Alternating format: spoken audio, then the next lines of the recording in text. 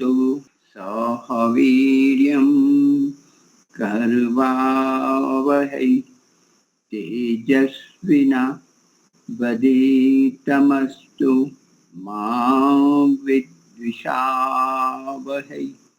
ओम शांति शांति शांति।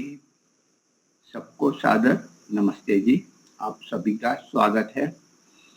कक्षा में हमारे दीपालिका जी और तनु जिमू किड्स, अंजना, हरेश भाई, माऊजी भाई, मुलजी भाई और भी अन्य आ रहे हैं। तो पहले प्रारंभ करते हैं। सभी का स्वागत है। हरेश भाई आप लीजिए भजन। ओम यदन्दासुषे तमग्ने भद्रं करिष्यसि तवेतत् सत्यं मंगिरः तवेतत् सत्यं मंगिरः। सभी को सादर नमस्ते। ओम हे परम पिता का नाम भज लो प्यारे ओम का नाम। ओम है परम पिता का नाम भज लो प्यारे ओम का नाम। ओम का नाम है अति पावन, ओम का मंत्र है अति मन भावन। ओम का सुमिरन है अनमोल, ऋषि मुनियों ने देखा तोल। ओम है परम पिता का नाम भज लो प्यारे ओम का नाम। ओम है वेदों का वरदान, ओम का नाद है ब्रह्म समान। ओम है वेदों का वरदान, ओम का नाद है ब्रह्म समान।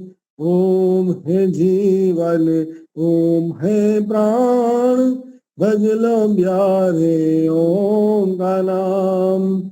ओम है परम पिता का नाम भज लो प्यारे ओम का नाम। ओम सुमिरो आठों याम, ओम कहो या कहो ओंकार। ओम को सुमिरन आठों याम, ओम कहो या कहो ओंकार।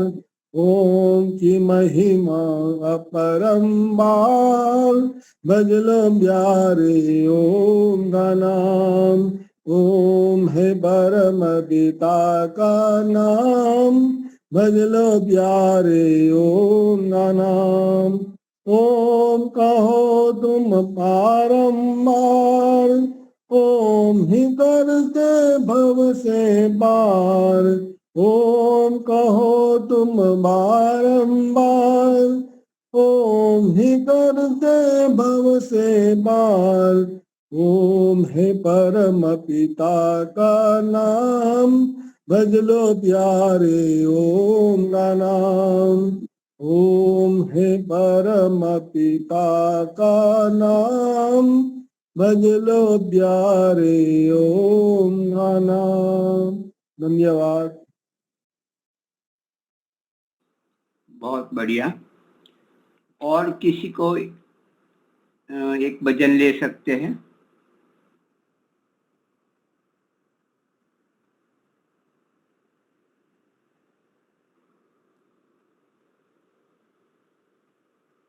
जी मैं कहूँ? सादर नमस्ते।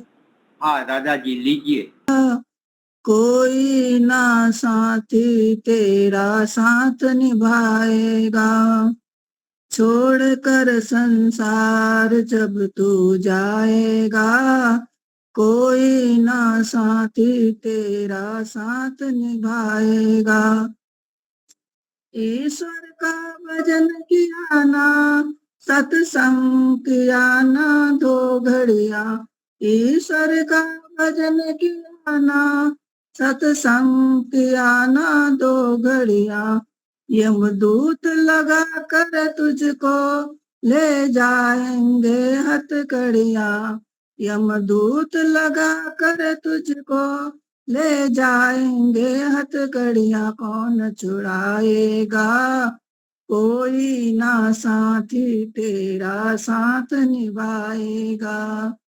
इस पेट भरन के खातिर तू का पाप कमाता निस दिन, इस पेट भरन के खातिर तू पाप कमाता निस दिन, शमशान में लकड़ी रख कर तुझे आग लगेगी एक दिन, शमशान में लकड़ी रख कर तुझे आग लगेगी एक दिन, खाक हो जाएगा कोई ना साथी तेरा साथ निभाएगा। छोड़ कर संसार जब तू जाएगा कोई ना साथी तेरा साथ निभाएगा। सत्संग है ये पावन गंगा तू इसमें लगा ले गोता, सत्संग की ये गंगा तू इसमें लगा ले गोता, वरना इस दुनिया से जाएगा रोता रोता, वरना इस दुनिया से जाएगा रोता रोता, फिर पछताएगा कोई ना साथी तेरा साथ निभाएगा, फिर पछताएगा कोई ना साथी तेरा साथ निभाएगा। छोड़ कर संसार जब तू जाएगा कोई ना साथी तेरा साथ निभाएगा। क्यों करता मेरा मेरा ये दुनिया रहन बसेरा, क्यों करता मेरा मेरा ये दुनिया रहन बसेरा, यहाँ कोई न रहने आया है चंद दिनों का डेरा, यहाँ कोई न रहने आया है चंद दिनों का डेरा, हंस उड़ जाएगा कोई ना साथी तेरा साथ निभाएगा, हंस उड़ जाएगा कोई ना साथी तेरा साथ निभाएगा। छोड़ कर संसार जब तू जाएगा कोई ना साथी तेरा साथ निभाएगा। हरिओम जी। बहुत सुंदर। वैराग्य को बढ़ाने वाला बहुत बढ़िया भजन था। हमारे वक्ता 4:30 बजे आएंगे, तो एक मैं विषय ले लेता हूँ लगभग 20 मिनट तक, वो आए तब तक।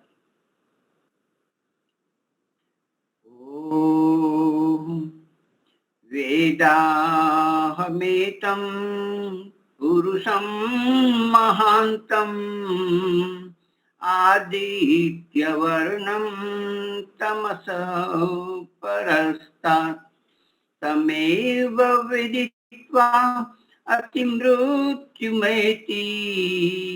नान्या पन्था विद्यते यनाय, नान्या पन्था विद्यते यनाय।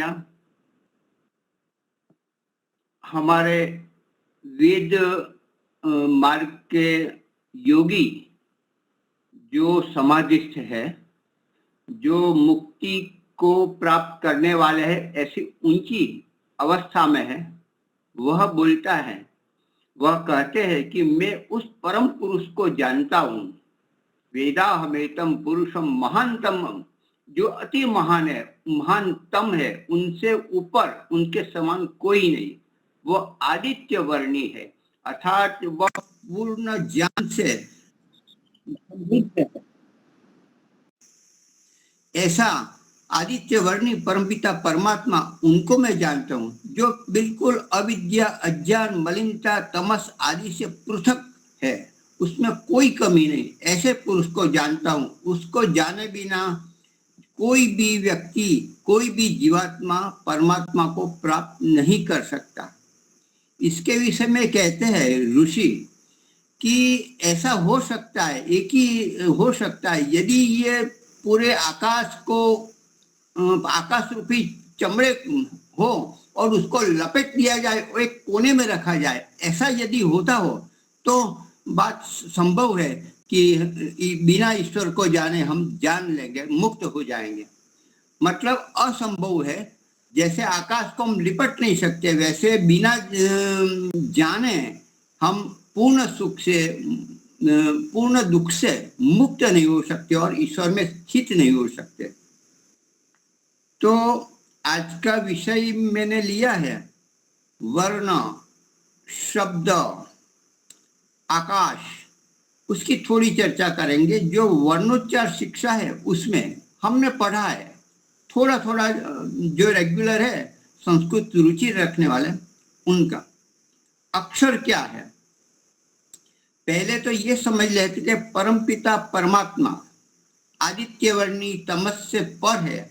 उन्होंने हम लोगों के अर्थात जीवात्माओं के कल्याण के लिए, उनका अभ्युदय और निःश्रेयस के लिए भौतिक सुख और अलौकिक सुख प्राप्त करवाने हेतु उन्होंने पदार्थ की रचना की। पदार्थ अर्थात पद वत्ता अर्थ, अर्थ यदि अर्थ अर्थात जो सामने हमें दिख रहा है, लोक लोकांतर है, यह भौतिक पंचभूतात्मक जो सृष्टि है वह अर्थ है। और उस अर्थ को, इस वस्तु को बताने का जो भाषा है, जो शब्द है, वह पद है। पद रचने वाले, वेद रूपी सृष्टि, वेद रूपी ज्ञान सृष्टि बनाने वाले परमपिता परमात्मा है।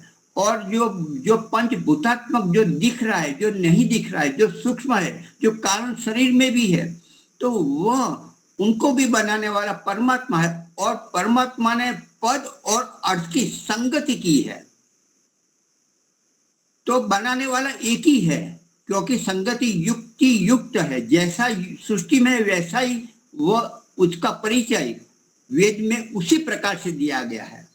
और दोनों बनाने का हेतु यही है कि दोनों को जाने और परम अमृत को, परमात्मा का पान करे, अमृत पान करे। तो इसके लिए हमें सबसे पहला शब्द सृष्टि जाने।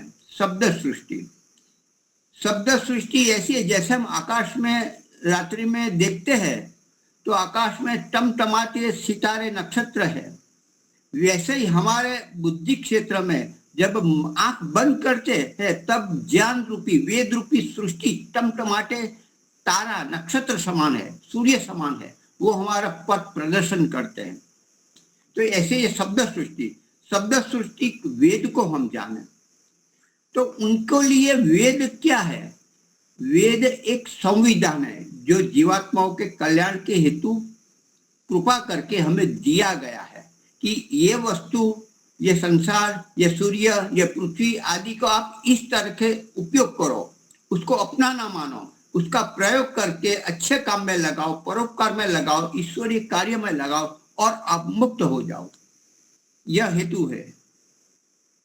तो शब्द रचना करने का मतलब वेद देने, वेद ज्ञान देने का भाव, वेद सृष्टि रचने का सार एक ही है कि जीवात्माओं भौतिक सुख प्राप्त करे और उससे भी आगे बढ़कर दिव्य सुख भी प्राप्त करे और उनसे भी आरोहण करके परमात्मा को भी निःश्रेयस प्राप्त करे। इस प्रकार का हेतु हमारे ये वेद सृष्टि का है। और यही हेतु जो अर्थ है, अर्थात जो जगत है, जो दिखने वाला, नहीं दिखने वाला, सूक्ष्म भी है, उसको भी रचने का कारण वही है। और दोनों का संगतिकरण करने का जो मुख्य ध्येय, लक्ष्य, वह भी वह है कि दोनों प्रकार का सुख से युक्त जीवात्मा हो जाए और मुक्त हो जाए। तो वेद अर्थात पंक्तियां, गान, उनका एक संचय, पहले तो एक धातु होती है, धातु से शब्द बनते हैं और शब्दों का समूह वाक्य बनता है और अनेक वाक्यों का, अनेक पदों का संग्रह मंत्र बनता है और बहुत सारे मंत्र मिलकर एक संविधान बनाए जिसको हम वेद कहते हैं, जो ईश्वर ने बनाया है। ईश्वर प्रदत्त जो ज्ञान, विज्ञान और शब्द सृष्टि है वह वेद है। दूसरा वेद वह भी है जो लोकांतरों में जो परमात्मा स्वयं ने बना है वह भी वेद ही है, उसको भी जान के हम जान सकते हैं। लेकिन उनको केवल सृष्टि को देखकर ही नहीं जान सकते, सृष्टि के साथ उसका परिचय पत्रिका हमें पढ़ने से बड़े सरलता से हम दोनों सिद्धि, दोनों प्रकार के सुख प्राप्त कर सकते हैं, भौतिक और अभौतिक, अभ्युदय और निःश्रेयस दोनों को प्राप्त कर सकते हैं। शब्द क्या है? अक्षरम नक्षरम विद्या दशनोते वा सरोक्षरम वर्ण वाहु। अक्षर वह है जो नित्य है, जिसका नाश नहीं होता, वह सर्वत्र व्याप्त है। ऐसे परमात्मा का ज्ञान है। जो वेद जो हमें ताम्र पत्र में दिख रहा है, हमें पुस्तक के ग्रंथ में दिख रहा है, पढ़ रहे, वह वेद नहीं है। वह वेद है, वो तो नष्ट हो जाने वाला, वो अक्षर की बात नहीं। लेकिन परमात्मा में जो ज्ञान हमारे कल्याण के हेतु जो दिया गया है, वो ज्ञान, तो ज्ञान हमेशा रहता है, वह कभी नष्ट नहीं होता। सृष्टि नष्ट हो जाएंगे, हम नष्ट हो जाएंगे, लेकिन वही ज्ञान, वेद रूपी ज्ञान परमात्मा में स्थित रहता है और हमें पुनः सृष्टि बनते ही हमें दिया जाता है। तो शब्द, पहले शब्द की उत्पत्ति कैसे होती है? शब्द से पहले हम ध्वनि की उत्पत्ति कैसे होती है? पहले हम इच्छा, जीवात्मा इच्छा करता है, इच्छा करके अपने स्वयं को क्रियान्वित करता है, अर्थात विद्युत अंदर विद्युत तरंगित करके वो आकाश और वायु का एक ठेस लगाते हैं, एक जोर लगाते हैं, एक विशेष प्रयत्न करते हैं। पहले इच्छा करते हैं, इच्छा करने से अंतर जो हमारी चेतना शक्ति को उनको तरंगित करते हैं, विद्युत को तरंगित करके आकाश और वायु को एक धक्का लगाते हैं और वो वायु ऊपर जठराग्नि के नीचे धक्का लगाकर वो नाभि से होकर हृदय तक, हृदय से कंठ होकर वो आता है और यहाँ आते ध्वनि आता है, यहाँ से आता है ध्वनि, यहाँ से ध्वनि निकल ओम, ये ध्वनि हुई। लेकिन जब तक मुंह नहीं खोले गया तो कुछ शब्द नहीं प्रकट। शब्द प्रकट होने के लिए विशेष व्यवस्था हमारे मुख में है, अन्य पशु पक्षी प्राणियों में बिल्कुल नहीं है। अन्य जो मान लो कि एक वाद्य है, बंसरी है, वाजिंत्र है या कुछ भी हो, जैसे हम बोलते हैं वैसे शब्द अ, ड, म, ऐसे शब्द कोई पण यंत्र, बिल्कुल यंत्र ही नहीं, कोई पशु पक्षी प्राणी भी नहीं बोल सकते। इस प्रकार की व्यवस्था केवल मनुष्य को दी है कि हम तालव्य, हम दंतस्थ, हम ओठस्थ, इस प्रकार से वो ध्वनि को अलग अलग तालव्य में, दंतस्थ में जोर लगाकर उनका उपयोग करके हम उस शब्द को इस आकाश मार्ग में प्रवेश करवाते हैं और हम अन्य उनको सुनते हैं या तो हम भी सुनते हैं।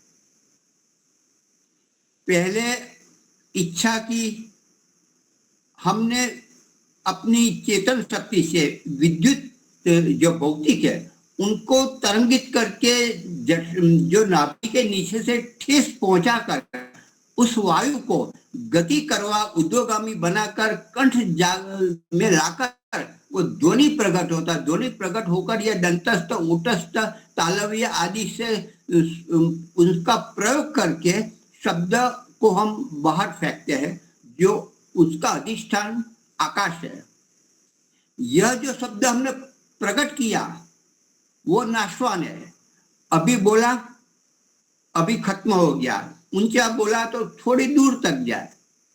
तो वो जैसे कहा जाता है कि कृष्ण ने अपनी वाणी जो प्रकट की थी श्रीमद् भगवत गीता, वो आज भी आकाश में स्थित है, नहीं हो सकती। जो आकाश में रहने वाला शब्द है वो तो नष्ट तुरंत हो जाता है, उसको पकड़ नहीं सकते, तुरंत नाश हो जाता है।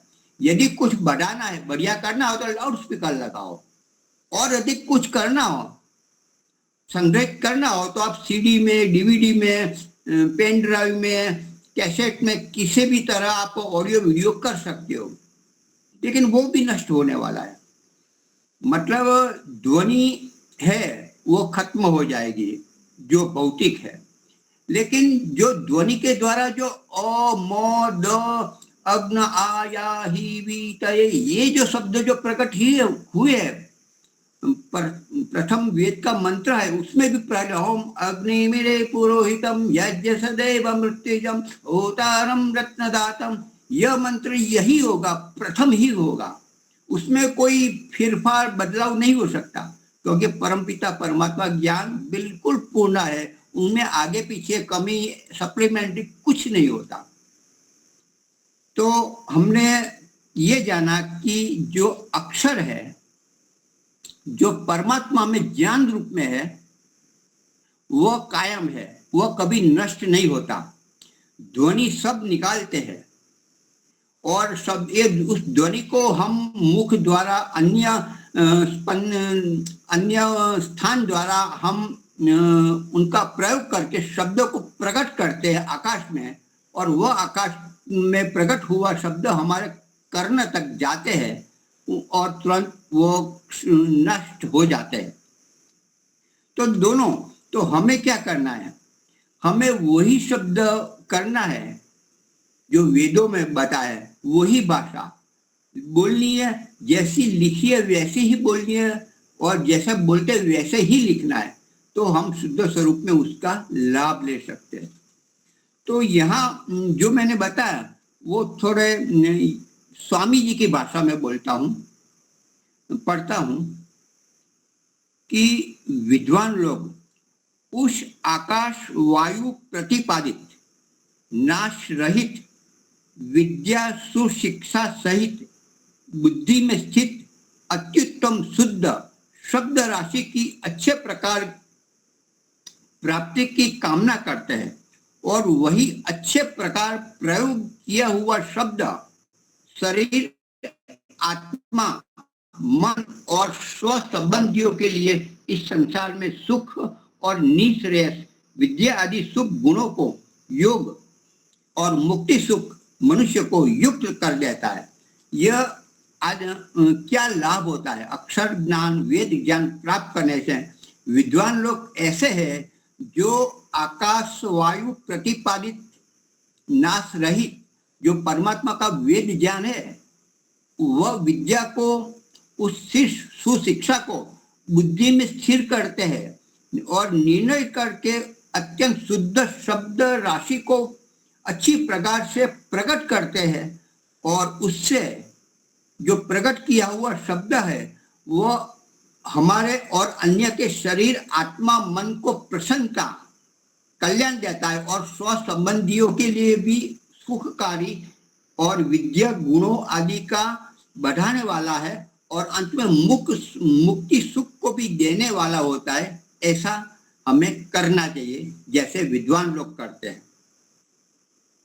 कठिन ज्यादा पड़ रहा है, फिर से जैसे विद्वान लोग परमात्मा का ज्ञान वेद है वो पढ़ के वो धारण करके,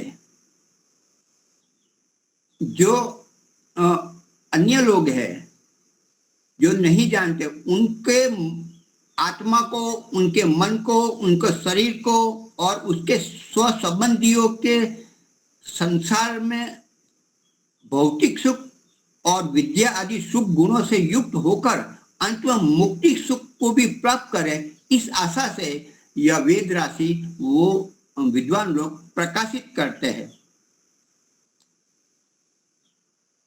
फिर कैसे प्रकट होता है वो मैंने बताया, तो स्वामी जी की भाषा में यह मैं बोल देता हूं।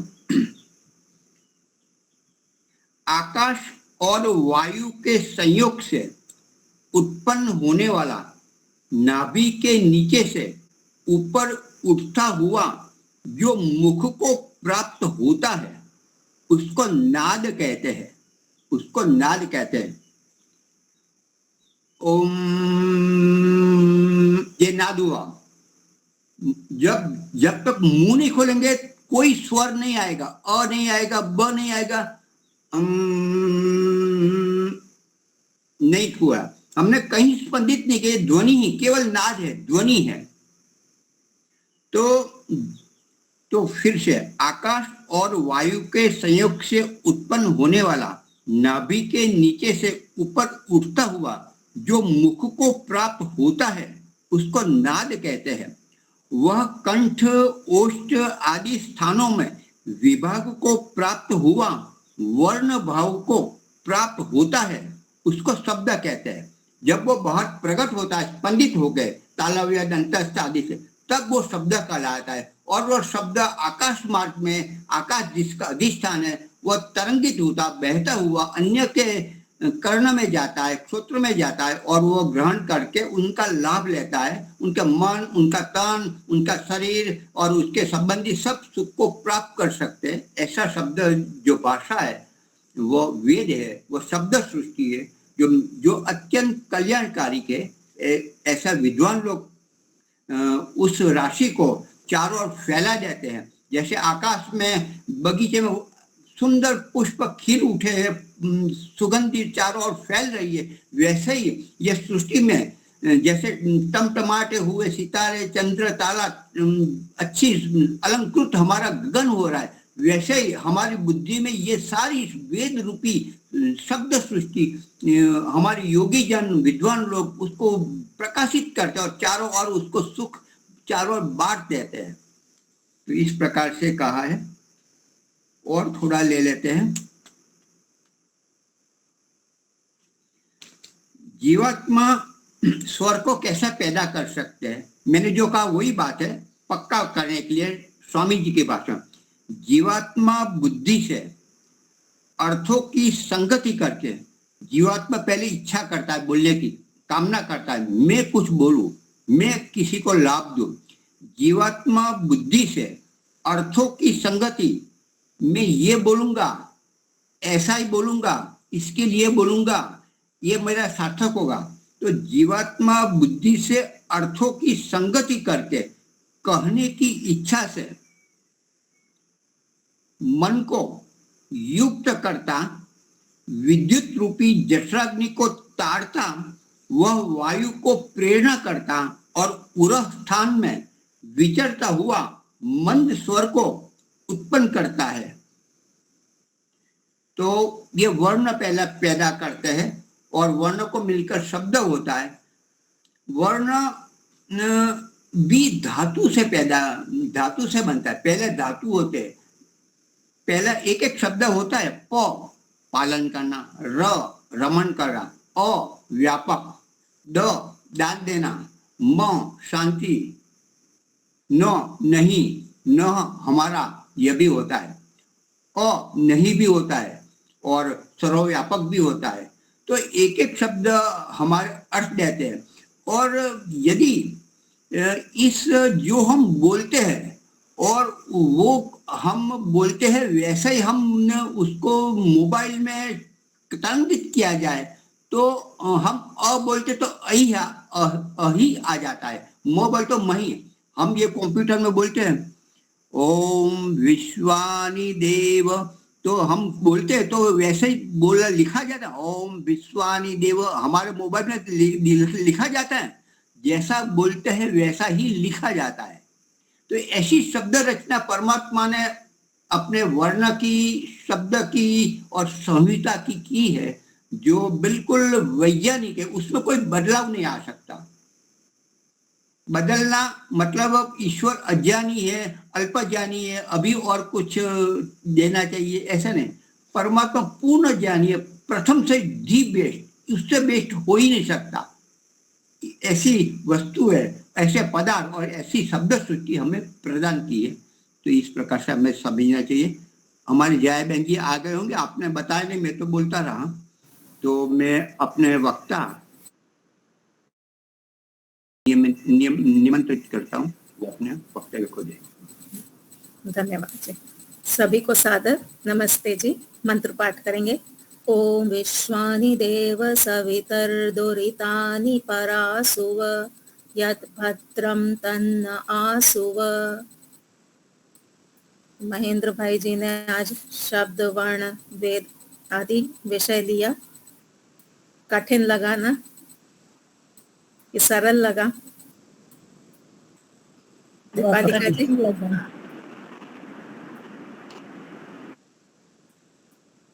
हाँ, आश्रम में यही लाभ होता है हमें। ये दिन में 2 बार कक्षा संस्कृत की करते हैं, 9:30 बजे और 3 बजे। तो 3-4 बार करते हैं तो थोड़ा सरल लगता है, लेकिन ये जानना तो पड़ेगा इस जन्म में, नहीं तो अगले जन्म में करना है। तो जितना करना भी तो यही अभी पड़ेगा। कर लो, ठीक हाँ। है, धन्यवाद। इस जन्म में एक काम कर सकते हैं, वो ये है कि जो अभी महेंद्र भाई ने बताया है, तो सार ये है कि वेद जो है, जो ज्ञान है, वेद रूपी ज्ञान, ये किसका दिया हुआ है? ईश्वर का दिया हुआ है। तो ये जो वेद मंत्र है ना, ऋग्वेद, सामवेद, अथर्ववेद आदि आदि, इन वेदों में जो मंत्र हैं, जैसे अभी हम विश्वानी देव मंत्र हमने कहा, ओम भूर्भुवः स्वः तत्सवितुर, गायत्री मंत्र हम कहते हैं। तो ये जो वेद मंत्र हैं, जब हम बोलें, जब हम इनका उच्चारण करें, तो हमारी बुद्धि में एक भावना क्या होनी चाहिए? ये जो शब्दों की सेटिंग है, ये जो वेद के मंत्र हैं, ये सीधे सीधे ईश्वर की वाणी है। जैसे कि सत्यार्थ प्रकाश है, ऋग्वेद आदि भाष्य भूमिका है, या कोई अन्य जो ग्रंथ हैं, उपनिषद आदि हैं, ये सीधे ईश्वर की वाणी नहीं है। ऋषियों ने, ईश्वर ने ऋषियों को ज्ञान दिया, फिर ऋषियों ने आगे इन ग्रंथों की रचना की है। वो भी अच्छे हैं, वो भी सही हैं, लेकिन ईश्वर और उन ग्रंथों के बीच में कौन आ गया है? ऋषि आदि आ गए हैं। पर वेद के मंत्र जो हम बोलते हैं, वो हमारे और ईश्वर के बीच में कोई दूसरा नहीं है, वो सीधे ईश्वर की ही वाणी है। तो जब हम वेद के मंत्र बोले, तो यही भावना बनाए कि ईश्वर, ये मैं आपसे सीधे ग्रहण करके और मैं बोल रही हूँ, ये मुझे दिया ऋषियों नहीं। जैसे हम इसमें स्वामी दयानंद जी के भाष्य आदि पढ़ते हैं, तो वो स्वामी दयानंद जी के माध्यम से आया, लेकिन उसमें जो वेद मंत्र है वो सीधा सीधा ईश्वर के द्वारा ही दिया गया है। तो इस प्रकार की जब हम भावना बनाएंगे ना, तो हमको ईश्वर के साथ एक निकटता प्रतीत होगी कि मैं ईश्वर के बहुत निकट हूँ, ईश्वर की ही वाणी मैं बोल रही हूँ। तो उसमें एक अलग आनंद हमको आएगा। चलिए, तो हमारा पिछले 2 बार से जो विषय चल रहा है वो ये कि ईश्वर की प्राप्ति कैसे करें और क्यों करें। तो पिछली 2 कक्षाओं में हमने योग दर्शन में बताए हुए दुखों की चर्चा की, और उसमें कहा कि जो विवेकी व्यक्ति है, जो बुद्धिमान व्यक्ति है, वो सब जगह संसार में दुख ही देखता है। वो संसार में सुख नहीं देखता, वो संसार में दुख ही देखता है। इसी क्रम में अब आगे चलेंगे। अब हम लेंगे सांख्य दर्शन को। सांख्य दर्शन में पहला ही सूत्र क्या बताया? अथ त्रिविध दुख अत्यंत निवृत्ति अत्यंत पुरुषार्थ है। सांख्य दर्शन में पहला ही सूत्र कहा कि 3 प्रकार के दुखों से छूट जाना, अत्यंत निवृत्ति, पूरी तरह से छूट जाना, वो हमारा अत्यंत पुरुषार्थ है। यानी वही हमारे जीवन का मुख्य प्रयोजन है। बहुत सारे प्रयोजन होते हैं हमारे जीवन के, लेकिन मुख्य प्रयोजन अत्यंत पुरुषार्थ, जो अंतिम प्रयोजन है, वो क्या है? इन 3 दुखों से छूट जाना। कौन से वो 3 दुख हैं? आध्यात्मिक दुख, आदि भौतिक दुख और आदि दैविक दुख। ये 3 प्रकार के दुख सांख्य दर्शन में बताए। योग दर्शन में 4 प्रकार के दुख बताए, सांख्य दर्शन में 3 प्रकार के दुख बताए हैं। अब सांख्य दर्शन और योग दर्शन में जो दुख बताए हैं, एक में 4 प्रकार, एक में 3 प्रकार, इनमें एक अंतर है। योग दर्शन में जो 4 प्रकार के दुख बताए हैं और सांख्य दर्शन में जो 3 प्रकार के दुख बताए हैं, उनमें एक मूल अंतर क्या है? योग दर्शन में जो परिणाम, ताप, संस्कार दुख बताए, उसमें क्या कहा कि यदि आप संसार में रहते हुए सुख भोगेंगे, यदि आप सुख भोगेंगे तो ये 3 दुख भी आएंगे। ये क्लॉज है। अगर आप सुख भोगेंगे सांसारिक तो ये 3 दुख भी आएंगे। अगर आप ये सुख नहीं भोगते हैं, सांसारिक सुख नहीं भोगते हैं, तो ये 3 दुख नहीं आएंगे। तो वहां ऐसा नहीं कहा कि ये दुख आएंगे ही आएंगे, वहां पे एक क्लॉज लगा दिया कि अगर आप सुख भोगेंगे तो दुख आएंगे। एक दुख वहां कंपलसरी है, गुण वृत्ति विरोध दुख। आप सुख भोगो नहीं भोगो वो तो आएगा ही, लेकिन परिणाम, ताप और संस्कार के लिए कहा कि यदि आप सुख भोग रहे हैं तो ये 3 दुख भी आएंगे। अब सांख्य दर्शन में क्या कहा? अगर आपने जन्म ले लिया तो ये 3 दुख आएंगे। अगर आपने जन्म ले लिया, शरीर धारण कर लिया, मोक्ष में नहीं गए, तो ये 3 दुख आपको छोड़ने वाले नहीं हैं। आध्यात्मिक दुख, आदि भौतिक दुख और आदि दैविक दुख, ये अंतर है। योग दर्शन में कहा अगर सुख लिया तो ये 3 दुख आएंगे। सांख्य दर्शन में कहा अगर जन्म ले लिया तो ये 3 दुख आएंगे। ये अंतर हमको पकड़ करके चलना है, ठीक है। तो अब इसमें सांख्य दर्शन में क्या कहा? अत्यंत निवृत्ति। यहाँ पे अत्यंत निवृत्ति क्यों कहा?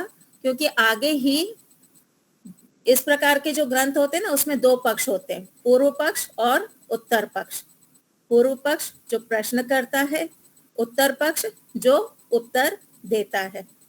तो इसी के भाष्य में और आगे ये कहा कि ऐसा क्यों ना हो कि हमारे पास जैसे जैसे दुख आए वैसे वैसे हम उनकी निवृत्ति करते जाएं। हमें मोक्ष में जाने की क्या जरूरत है?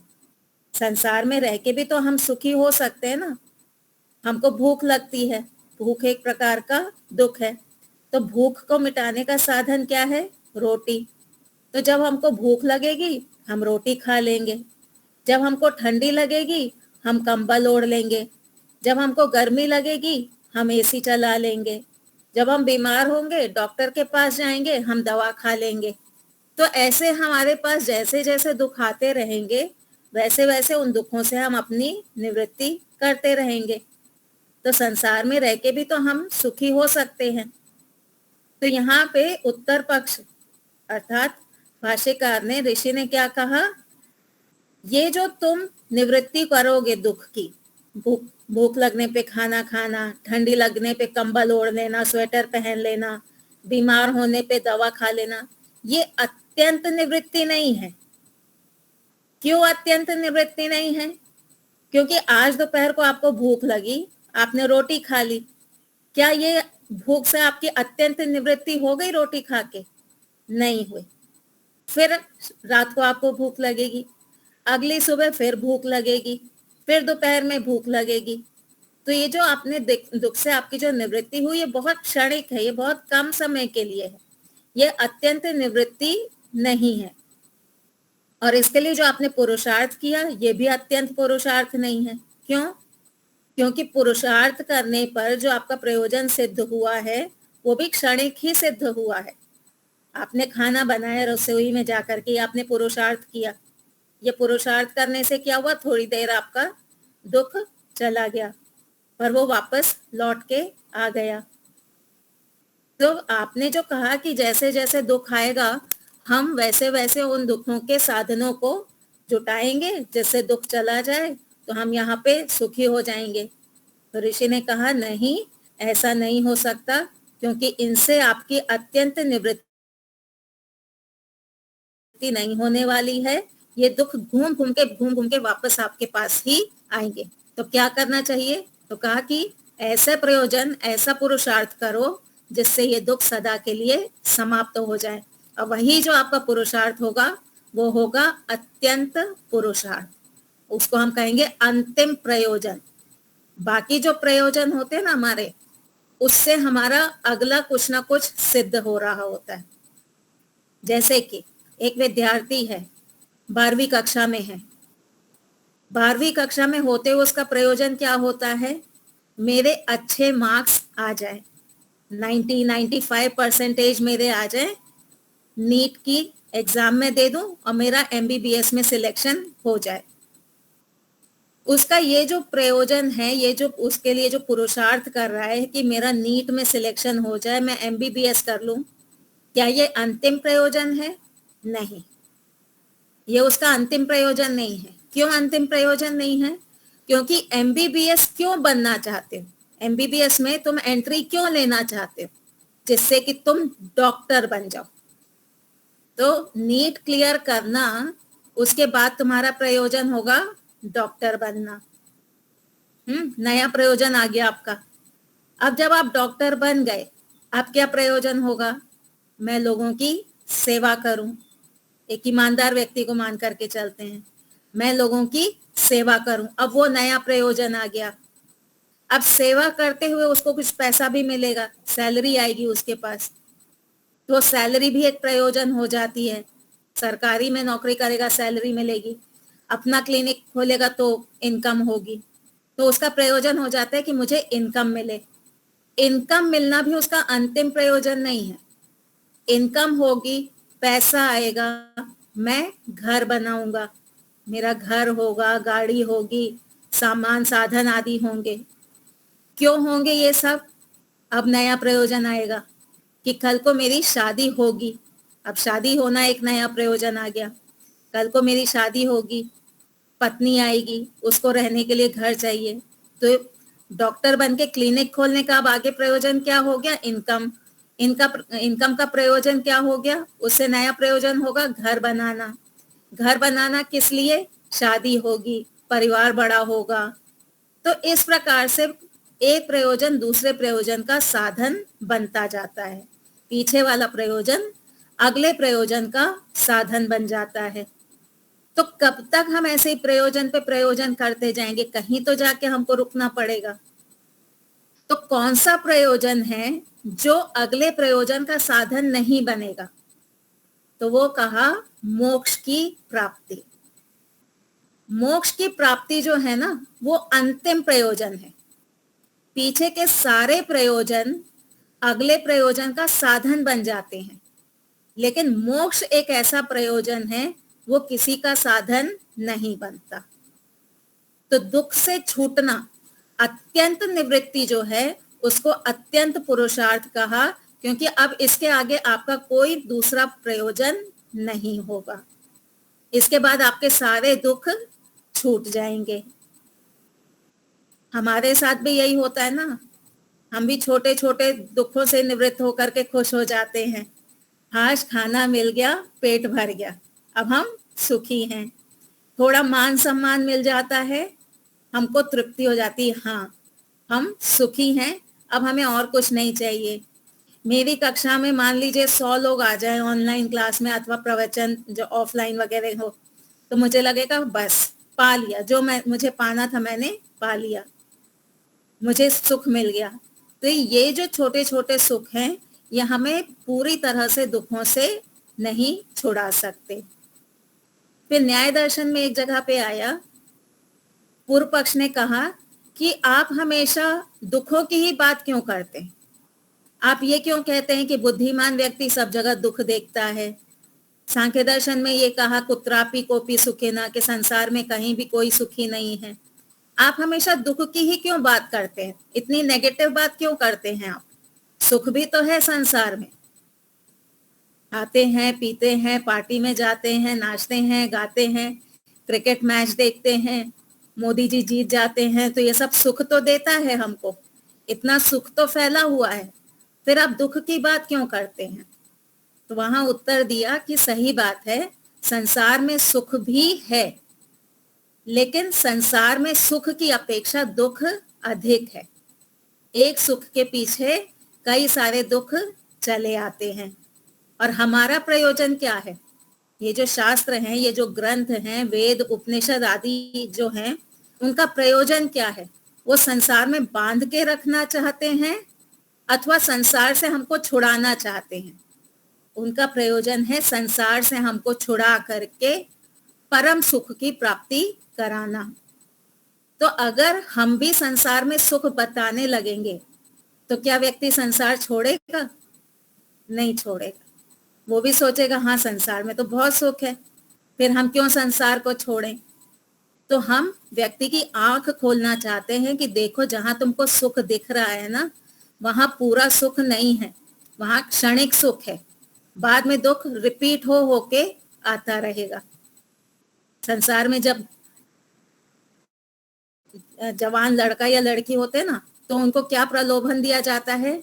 शादी कर लो, बहुत सुख है इसमें, लगन થઈ જાય એટલે जीवन પછી आरामથી चलेगा तुम्हारा। क्या आराम से चलता है? नहीं चलता। उस समय कोई बताता है कि शादी कर लोगे, एक पत्नी आ जाएगी, अभी जो सैलरी तुम्हारी अपनी अकेले की है फिर वो 2 भाग में बट जाएगी। उसके बाद में बच्चे होंगे तो तुम्हारी सैलरी 2 बच्चे और हो गए तो 4 भाग में बट जाएगी। पैसा तो बटेगा ही, प्लस तुमको फिजिकली भी प्रेजेंट रहना पड़ेगा हर समय। कभी पत्नी कुछ डिमांड करेगी, कभी बच्चे कुछ डिमांड करेंगे। क्या ये बताया जाता है उसको? नहीं बताया जाता। बच्चों को तुम्हें पढ़ाना लिखाना पड़ेगा। अच्छे मार्क्स नहीं आएंगे तो टीचर तुमको बुला करके डांटेगी। समाज तुमको कोसेगा अगर तुम्हारे बच्चे अच्छे रास्ते पे नहीं चले तो। थोड़े भी संस्कार खराब हुए तो तुम्हें गालियां मिलेंगी। ये कोई बताता है? कोई नहीं बताता। तो बुद्धिमान व्यक्ति क्या होता है? जो सही पिक्चर रखता है सामने कि देखो, शादी करने की इच्छा है, कर तो लो, लेकिन आगे ये सारे दुख आएंगे। तो जो आम व्यक्ति होता है ना, वो सारे पक्ष नहीं बताता, क्योंकि वो स्वयं भी वो सारे पक्ष नहीं देख पाता है। वो खुद भी सुखी देखता है। जब तक शादी नहीं होती तब तक हम बच्चे बने रहते, बड़े बच्चे बने रहते। शादी होती थोड़े गंभीर होते हो जाते हैं, थोड़ी जवाबदारी आती है, फिर बड़े होने लगते हैं। ये वास्तविकता है। तो जिम्मेदारियां आनी शुरू हो जाती हैं। आप कोई भी पद संभालिए, पति रूपी पद संभालिए या किसी ऑफिस में कोई पद संभालिए, बिना जिम्मेदारी के पद नहीं मिलता। और जिम्मेदारी का मतलब क्या है? टेंशन, दुख, बहुत कुछ आपको उसके पीछे निभाना पड़ता है। एक व्यक्ति कहता है मुझे घर खरीदना है, तो लोग क्या कहते हैं? तुम्हारी इनकम है, ईएमआई वगैरह काउंट कर लो, थोड़ा लोन ले लो, बड़ा घर ले लो, कि बड़ा घर ले लो जिससे सुख ज्यादा होगा। बड़ा घर होगा, तुम्हारा नाम बड़ा होगा, सुख ज्यादा होगा। पर क्या कोई ये बताता है कि हर महीने ईएमआई आएगा और वो ईएमआई के पीछे तुम्हें टेंशन होगा? वो ये बताता है जितना बड़ा घर होगा उतनी ज्यादा सफाई का झंझट होगा। दीपालिका जी, बड़े घर में सुख है कि दुख है? सफाई कितनी करनी पड़ती है? दिवाली आती है तो तेल निकल जाता है, एक एक कमरा एक एक दिन में साफ हो पाता है ना? तो कोई ये बताता है कि आप बड़े से बड़ा बंगला खरीद लो, पर जितना बड़ा होगा उतना अधिक दुख होगा? कोई नहीं बताता। तो ऋषियों ने कहा कि हमारे ऑफिसर थे, तो वो बोलते थे कि मैं तो इतना बड़ा ऑफिसर हूँ, लेकिन आप घर में आओ तो मालूम पड़े पत्नी बोलते कि मारे पर चढ़ जाओ। अरे इस उम्र में 60 वर्ष के ऊपर हमें ऊपर चढ़ाती है, टूट जाए फूट जाए क्या करना पड़ता है कि ये स्थिति सभी की है। जितने ज्यादा संबंध होंगे उतनी ही आपकी स्वतंत्रता चली जाती है। तो यही कहा ऋषियों ने कि जो बुद्धिमान व्यक्ति होता है वो आगे का सोच करके चलता है। तो आपको आम जनता तो सुख ही सुख दिखाएगी, लेकिन हमारा काम है ये दिखाना कि देखो संसार में दुख भी है, इस दुख को देखो तभी तुम इस दुख से छूट पाओगे। आश्चर्य की बात क्या होती है कि व्यक्ति को वो दुख नहीं दिखाई देता। जब कोई जवान होता है ना, तो उसको फोर्स करते हैं कि तुम शादी कर लो। क्यों शादी कर लो? कि यही तो संसार है, शादी करना ही संसार है, शादी नहीं करोगे तो क्या करोगे? तो उनको लगता है कि शादी कर लो, बच्चे पैदा कर लो, उनको पढ़ा लिखा लो, उनकी नौकरी लगवा लो, उनकी शादी कर लो, यही जीवन है। पर जीवन ये नहीं है। हम यहाँ पे सिर्फ बच्चे पैदा करने के लिए नहीं आए हैं। मनुष्य में और जानवरों में यही अंतर है। जानवर भी बच्चे पैदा करता है, खाता है, पीता है। मनुष्य भी यदि बच्चे पैदा करे, खाए पिए, बस इतने में ही रह जाए, तो मनुष्य और जानवर में अंतर क्या है? तो अगर हमको बुद्धि दी है ईश्वर ने, तो इसके पीछे कुछ कारण होगा। वो कारण क्या है? ईश्वर चाहते हैं कि हम यहाँ पर दुखों को देखें, उन दुखों से बचें, उन दुखों से छूटें और मोक्ष की प्राप्ति करें।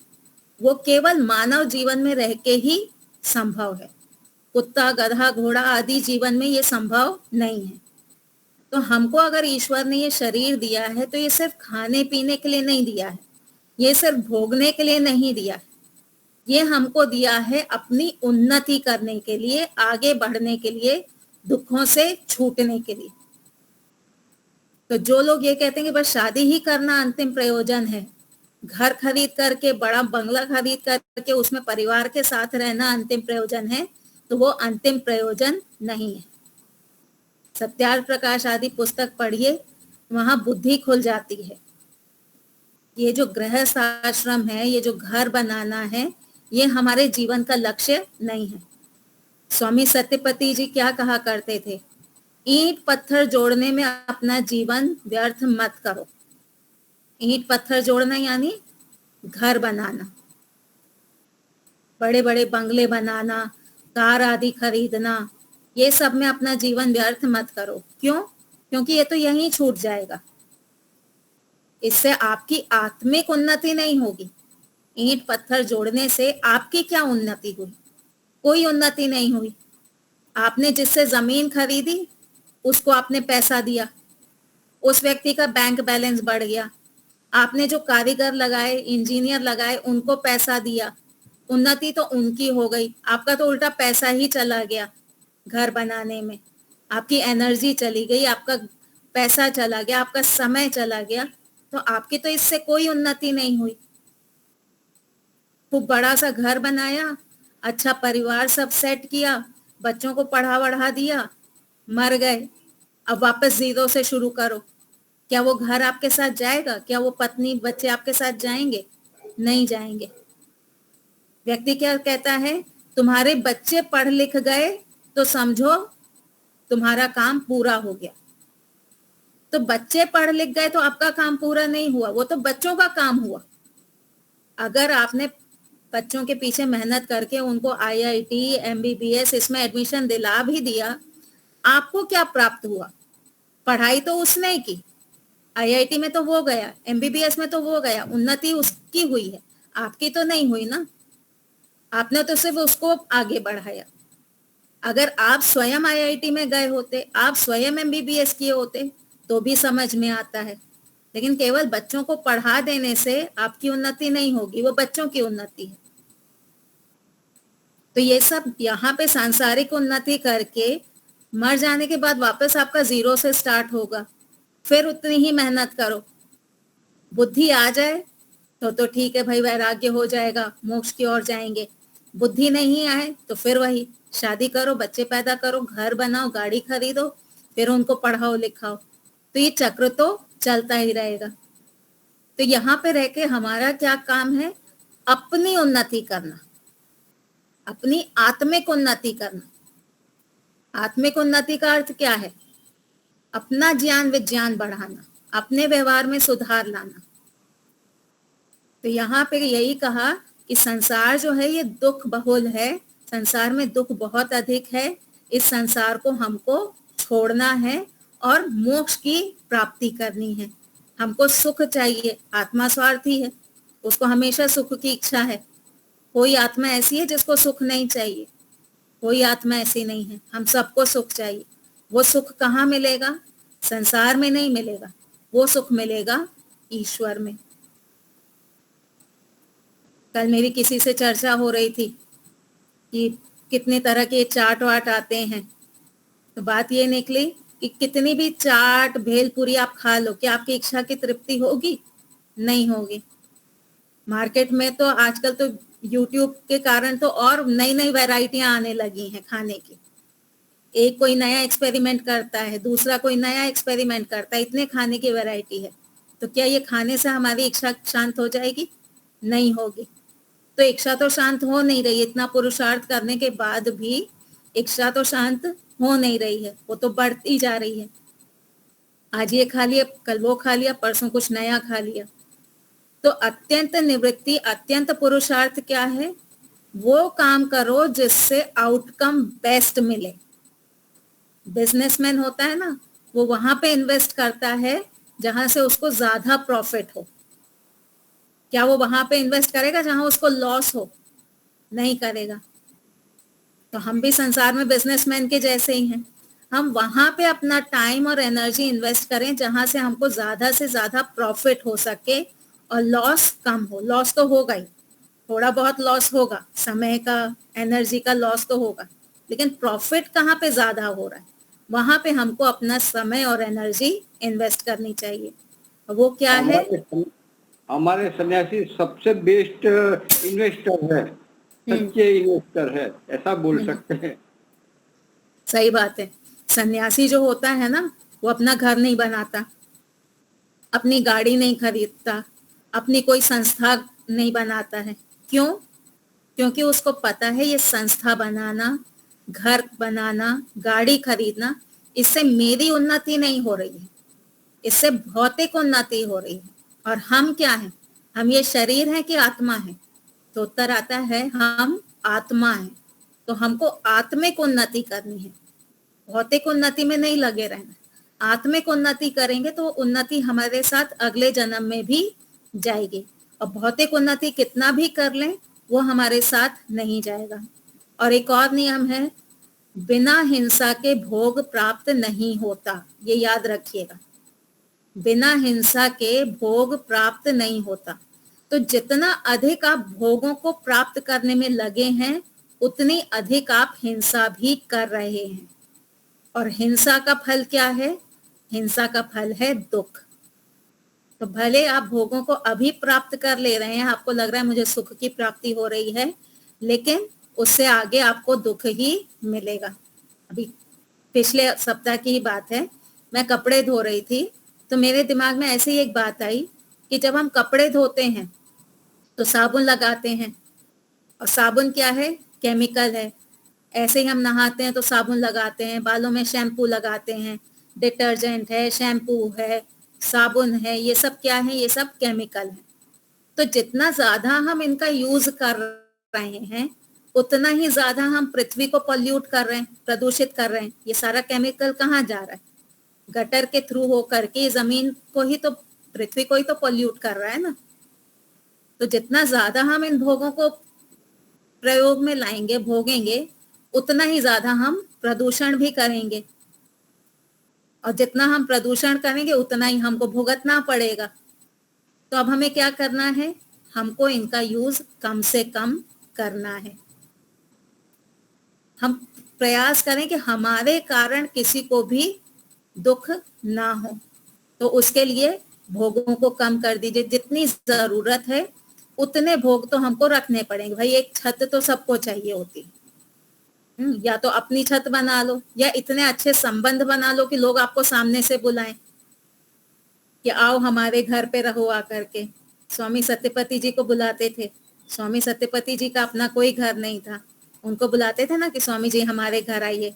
स्वामी विवेकानंद जी को देखिए, उनको लोग बुलाते हैं हमारे घर आइए। वो बताते हैं कि मेरे पास लंबी लिस्ट है लोगों की और वो वेटिंग में है, मैं जा नहीं पा रहा हूँ उनके घर।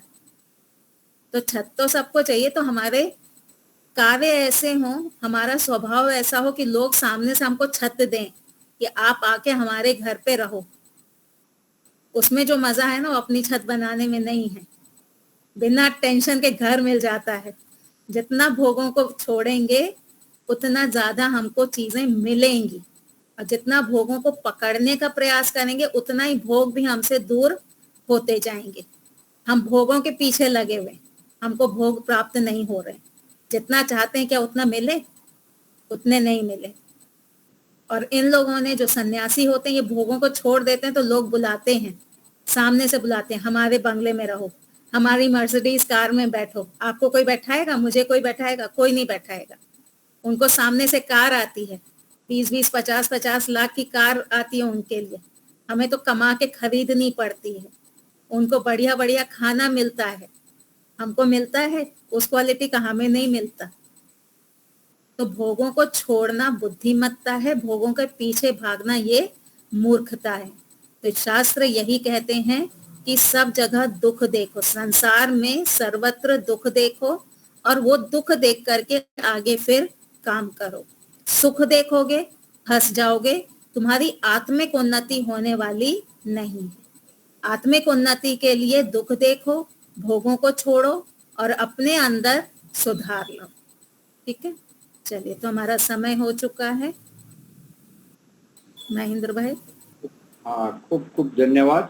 बहुत शांति पाठ धन्यवाद। करवाएंगे हमारे शंकर जी प्रयागराज से और जयघोषवी। जी आज की कक्षा का समापन। आवाज आ रही है मुनि जी?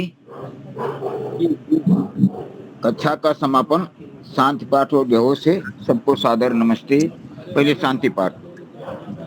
ओम ध्यो शांति अंतरिक्षम शांति पृथ्वी शांतिरापः शांतिरोषधयः शांति वनस्पतयः शांतिर्विश्वे देवा शांतिर्ब्रह्म शांतिः सर्वं शांतिः शांतिरेव शांतिः सामा शांतिरेधि। ओम शांति शांति शांति। जय घोष। जो बोले सो अभय। सत्य सनातन वैदिक धर्म की जय हो। मर्यादा पुरुषोत्तम भगवान राम की जय हो। योगराज भगवान कृष्ण की जय हो। व्याकरण सूर्य गुरु विरजानंद की जय हो। युग प्रवर्तक महर्षि दयानंद सरस्वती की जय हो। जय हो।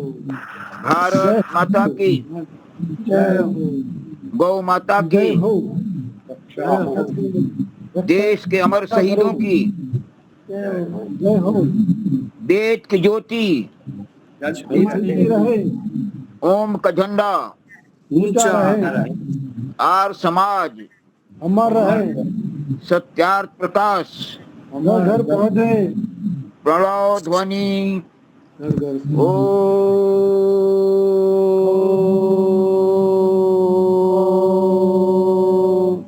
वैदिक अभिवादन। सबको सादर नमस्ते। सर्वेभ्यो नमः।